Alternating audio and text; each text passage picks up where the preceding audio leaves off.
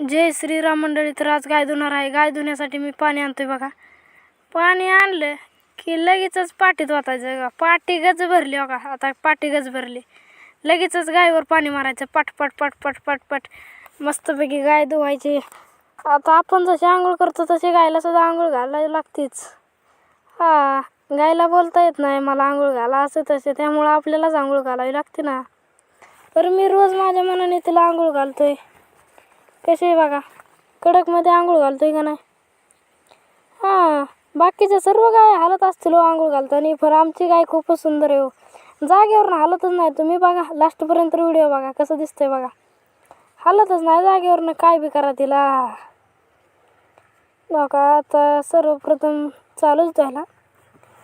अजून एक साईड आहे पूर्ण. बघा जवळनं बघा तुम्ही कशी दिसते. आता एक साईड राहिली. ही अलीकडली सगळी बाजू धुवून झाली बघा. कशी दिसते बघा, चांगली. सुंदर आहे का नाही. कडक आहे. खूपच आनंद हो. मला खूपच आनंद होतो. हो का. आता 2च मिनटाची राहिली गाय. 1 ते 2 मिनटात गाय धुवून होते ओकेमध्ये. कडकमध्ये का झालीच.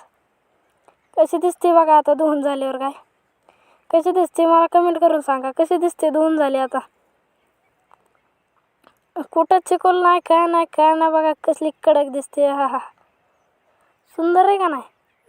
कमेंट करून सांगा. तर आता गाय धुवून झाली. आता आणून बांधावी लागते त्या जागेवर. बघा कशी आता आणली. बांधली बी.